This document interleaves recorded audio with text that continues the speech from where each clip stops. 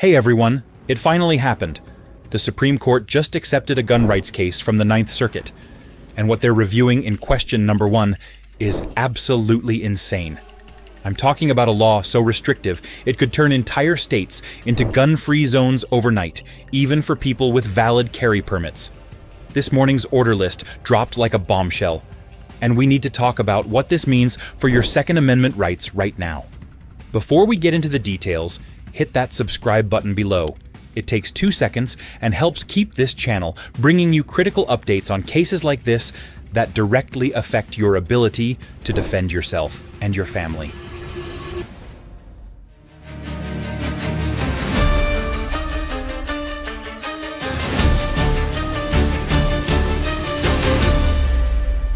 The Supreme Court's selective nature. The Supreme Court receives over 7,000 petitions every single year, but here's the shocking part. They only accept around 70 to 80 cases total. That means your chances of getting heard are roughly 1%. When it comes to Second Amendment cases specifically, the numbers get even worse.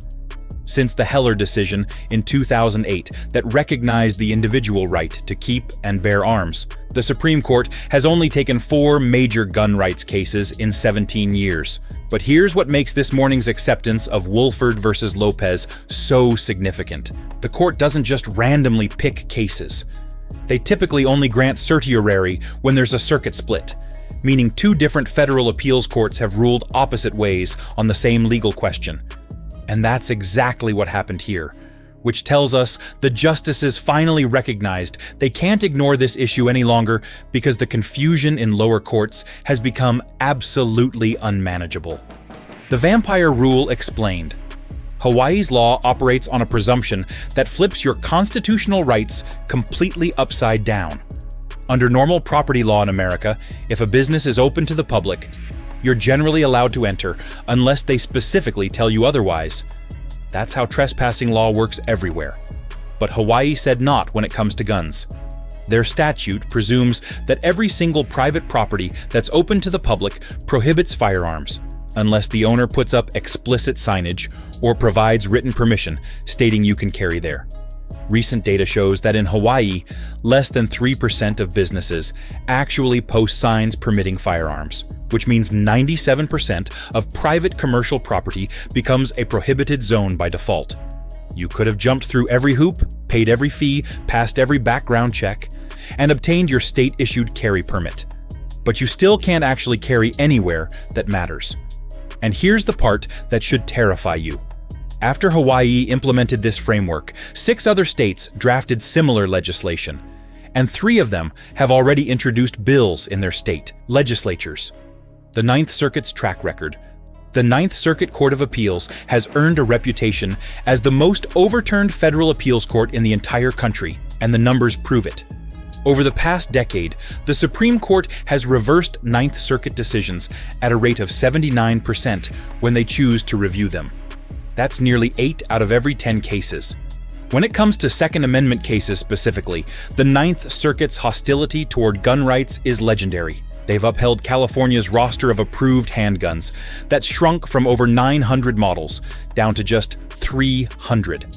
After Bruin came down in 2022 and established the text, history, and tradition test, the Ninth Circuit basically ignored it. They rubber-stamped a Hawaii decision that literally cited foreign laws and cultural traditions instead of American history, and one judge even wrote that the Second Amendment shouldn't apply in Hawaii because of the island's unique culture. And now, the Supreme Court is stepping in because the Ninth Circuit created a direct conflict with how the Second Circuit handled the exact same question. The sensitive places explosion. After Bruin invalidated New York's proper cause requirement for carry permits, anti-gun states went into panic mode and came up with a new strategy: sensitive places designations. New York led the charge by passing a law that designated Times Square, all public parks, all public transportation, anywhere alcohol is served, all private property unless posted otherwise, and dozens of other locations as gun-free zones. California quickly copied this approach, creating their own extensive list. New Jersey followed suit. Hawaii already had their version in place. Current litigation tracking shows there are now 47 separate lawsuits across 12 states challenging these sensitive places laws. Federal judges have already struck down portions of New York's law 3 separate times, yet the state keeps appealing and modifying it slightly to keep it alive. Maryland's version prohibits carry at any special event, which they've interpreted to include farmers markets and street festivals. What's happening is states are exploiting a single paragraph in Bruin that acknowledged sensitive places exist, and they're stretching that concept to absurd lengths. The circuit split that forced action. The reason the Supreme Court couldn't ignore Woolford any longer comes down to the Second Circuit's decision in Antoniuk versus Negrelli, where New York's similar private property restriction got challenged. The Second Circuit said that New York couldn't presume all private property prohibits firearms and force businesses to opt in to allowing constitutional rights. That created a direct conflict with the Ninth Circuit's decision in Woolford, where they said Hawaii could do exactly that. When you have 2 federal appeals courts ruling opposite ways on the identical legal question, that's called a circuit split, and it's one of the main factors the Supreme Court considers when deciding whether to take a case. Right now, if you're a permit holder in New York's jurisdiction under the Second Circuit, you have more rights than a permit holder in Hawaii under the Ninth Circuit, even though you both have the same constitution. The Supreme Court knows they can't let this stand, because it means your constitutional rights depend entirely on which state you happen to live in, and different courts are applying Bruin in completely contradictory ways. What question 1 actually asks. The specific question the Supreme Court agreed to answer is whether the Ninth Circuit erred in holding that Hawaii may presumptively prohibit carrying by licensed permit holders on private property open to the public, unless the owner gives express permission. Notice the key phrase there, private property open to the public. This isn't about someone's private residence or their closed business. We're talking about commercial establishments that invite the general public to enter. The distinction matters enormously because Bruin specifically addressed the idea that the Second Amendment right to bear arms means the right to carry in public for self-defense. If states can convert all private property that's open to the public into prohibited zones through a default ban, then they've effectively eliminated the public space where you can exercise that right. Legal scholars have pointed out that roughly 91% of the square footage where Americans spend time outside their homes is privately owned property open to the public. Stores, restaurants, malls, offices, and parking areas. And that's exactly what question 1 is really asking. Can states use property law to nullify Second Amendment rights? The stakes beyond this case.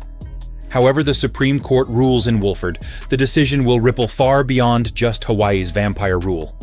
The language and reasoning the justices use will set the framework for how courts handle sensitive places claims, private property restrictions, and carry permit limitations nationwide for potentially the next decade. If the court writes a narrow opinion that only addresses the specific opt-in requirement, states will simply modify their laws slightly and continue restricting carry through other mechanisms. But if the justices write broadly and really clarify what Bruin means regarding property rights and sensitive places, it could invalidate restrictions in more than 20 states that have similar frameworks. That's everything you need to know about the Woolford case and why question number 1 could reshape carry rights across America. Make sure you're subscribed because I'll be breaking down every development as this case moves through the Supreme Court. The briefs, oral arguments, and final decision. Hit that thumbs up if this breakdown helped you understand what's really at stake here. Drop a comment and let me know if you think the justices will rule correctly, or if they'll disappoint gun owners again.